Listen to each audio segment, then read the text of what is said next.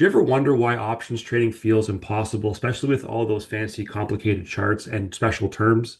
Well, when I sell options or credit spreads, I use probability to stack the odds in my favor. And when I switch it up and go buying calls, I found that simple, repeatable chart patterns are the secret sauce. So I'm going to walk you through both of these today, step by step, so you can stop second guessing every trade that you make. And to start, I'm going to show you why I failed so much as a beginner, so you don't have to start repeating my mistakes when you enter and exit your trades. So I used to think that making money with options is just a couple clicks on my phone away.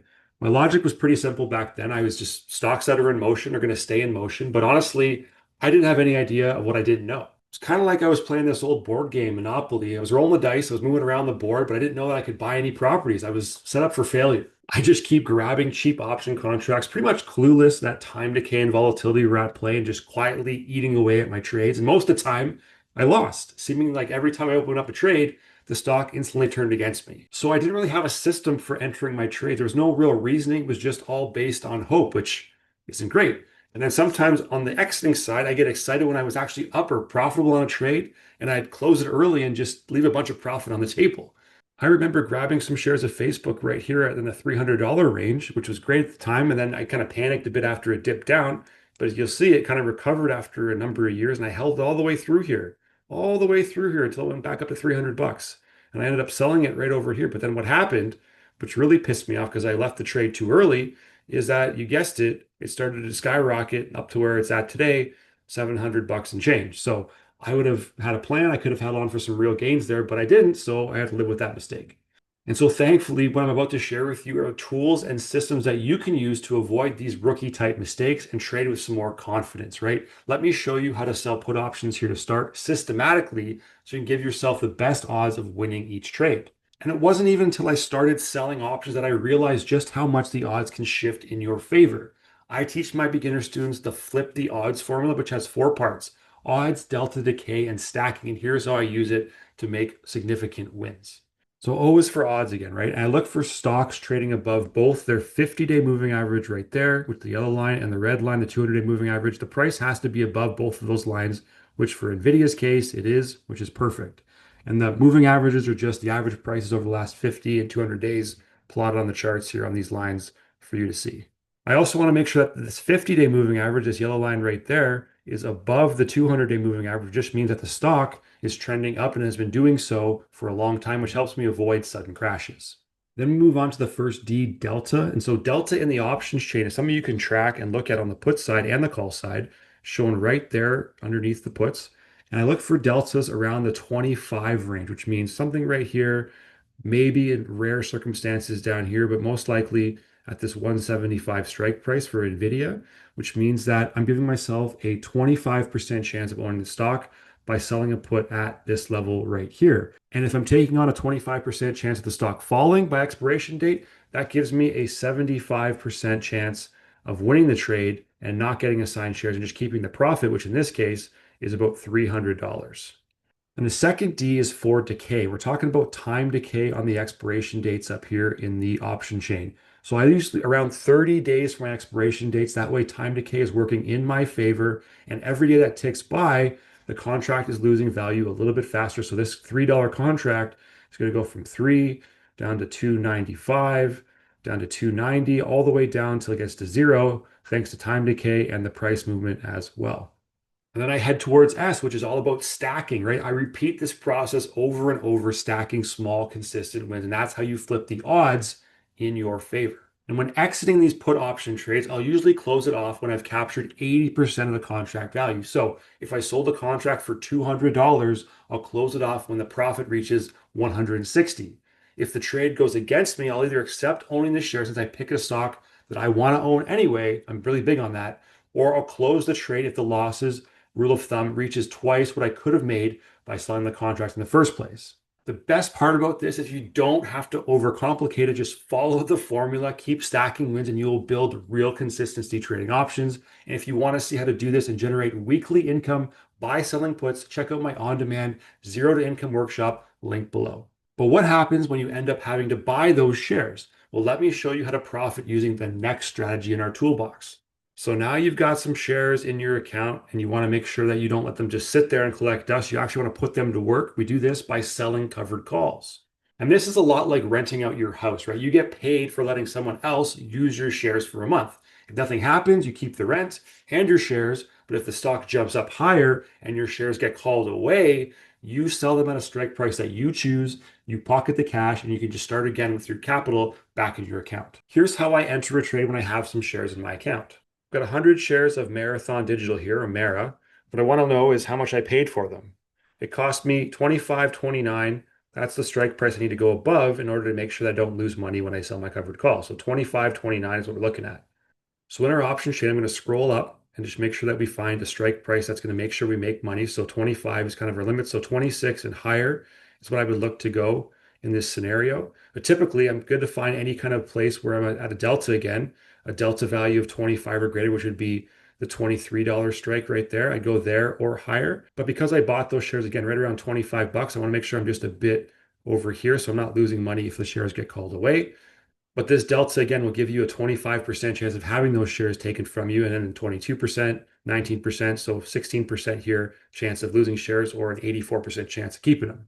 I like using the same expiration date to keep it easy, around 30 days when I'm selling my covered calls, just like when I'm selling my puts. Again, time decay is working and I'm making the call option lose value faster. In this case, if I did the $26 call, I'd be making 40 bucks in this trade, which isn't a bad return. When I'm exiting my covered calls, if the stock price, which is down here right now, stays below this level of $26 by the expiration date, which is all the way over here, I'm good. I don't have to do anything. I just close my trade again at 80% profit, just like when selling puts. Super easy to remember, right? But if the stock shoots up higher and goes all the way up here and breaks through $26, right, then I have to make a decision. And usually what I'll do is I'll just let my shares get called away at that price. I will sell for $26. I'll get paid to do that, right? I keep the cash. I get my cash back for the capital by selling those shares, and then I can go and trade again. So it's a win-win if I just sit back and don't do anything, let the trade expire, and get those shares taken out of my account. So covered calls are great, and they're a simple way to earn a bit more income on shares that you're assigned. But what if you never actually want to buy any stock at all? Let me show you a strategy for that next. If you want to trade options for strictly cash in, cash out, and you never really want to have the risk of having to buy shares, you want to use something that's known as a credit spread. And to explain it, I'm going to take you to Circus School. So a put credit spread's kind of like having a tightrope walker over here. It's their little pole there, and they're on their rope, right? If they fall with no safety net, it's a bad thing. If the stock drops, no safety net, you lose money, it's a bad thing, right? But in this case, with the credit spread, you're going to have two strikes down here. You're going to have one short strike, SS, and one long strike, and I'll explain in a second what those are. But if the stock price drops now, you're going to get caught. If this person falls off their net, they're going to get caught down here by your strikes, and you're going to have a max loss that's well within your defined limits. And you're not going to be losing your whole account, and this person's not going to fall and hit the floor. Now, if you're using call credit spreads, right, that's like someone who's over here and they're on their trampoline bouncing, right? And they don't want to hit this ceiling up here. If they go too high, the stock price rises too high, it's going to hit the ceiling. But what happens with a call credit spread, it's kind of like you're putting in a layer of protection, maybe two layers of protection here. And instead of bouncing up and hitting the roof, they're going to hit this pad.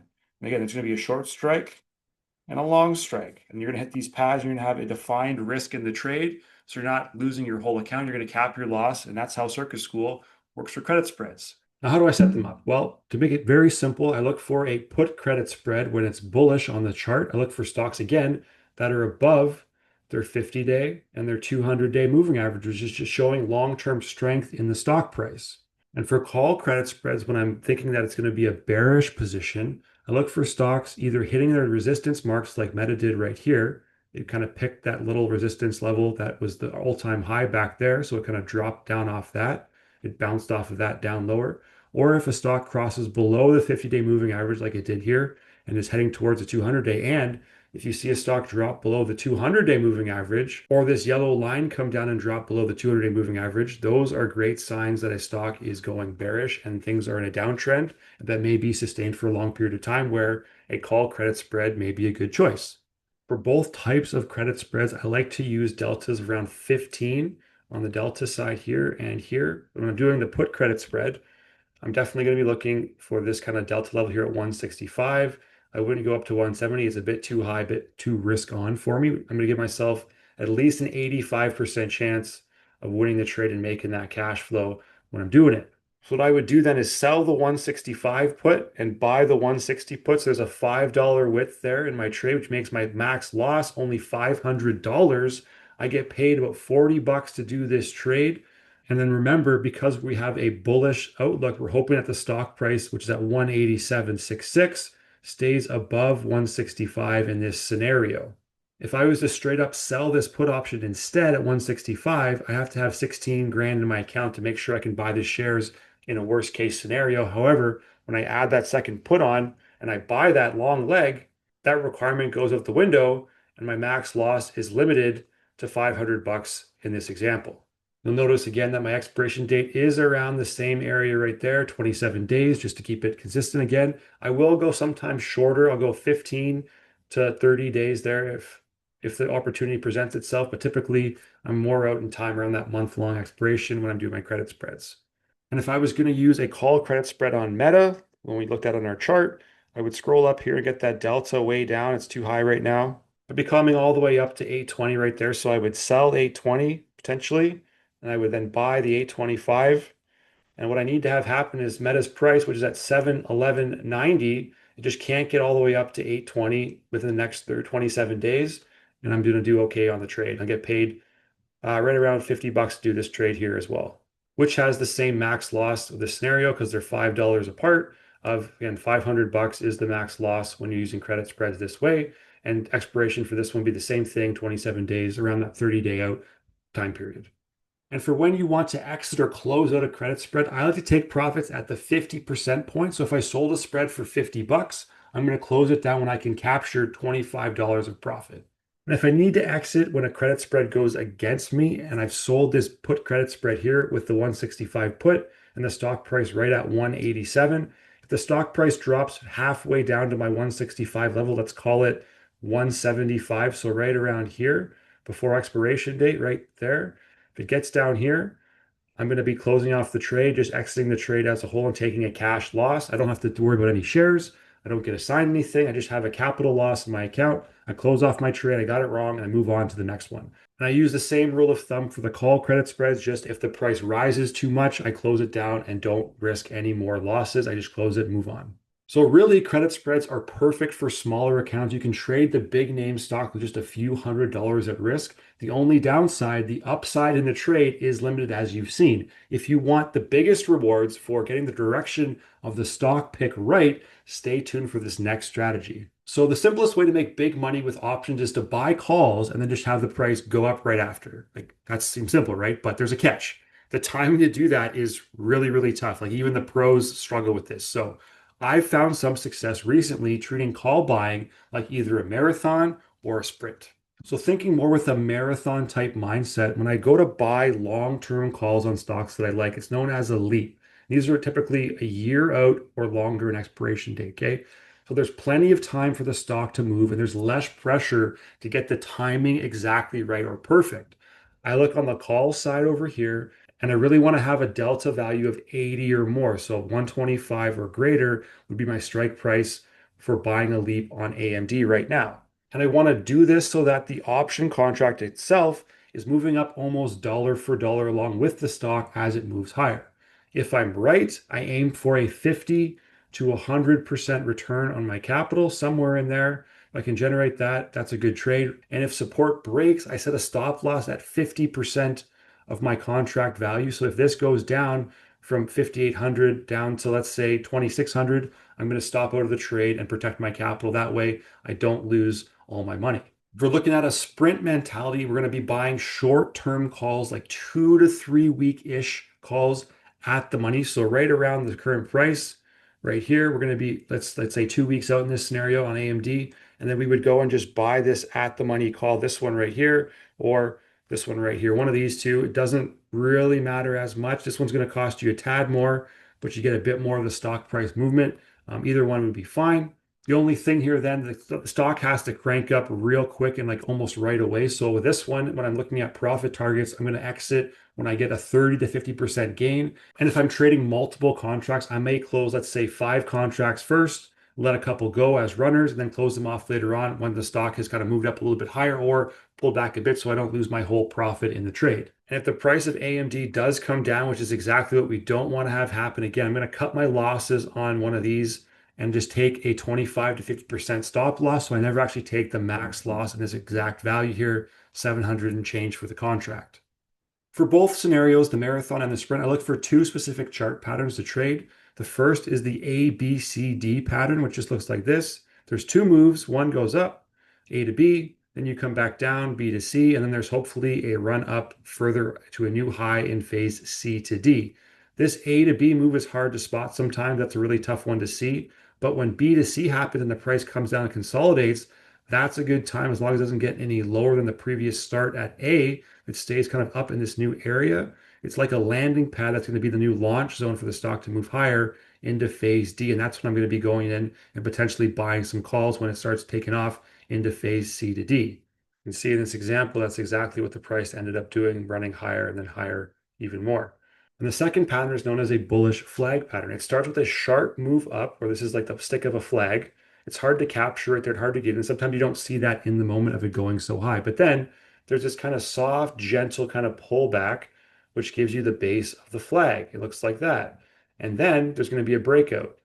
And when you see the price breaking above this upper range in your flag, it's a good indication that there's some strength in the stock and there could be a long breakout moving the stock higher. Again, a great time to go in potentially and buy some calls when you see this bull pattern breaking out of this flag. So yeah, buying calls can be a powerful strategy, but only if you manage your timing and pick the right expiration dates, right? You want to use clear exit rules as well. Otherwise, time decay and volatility can really eat away at your gains before you even really know it. So now that you've leveled up your confidence entering and exiting option trades, here's what you can do next. If you want to start earning weekly income by selling these put options, check out my on-demand zero to income workshop below where I walk you through the exact steps to make it happen. And if you want to save even more time, stick around for this next video where I'm going to show you how to sell puts in 30 seconds instead of 30 minutes. So you'll just see how fast and easy it can be if you watch and click here.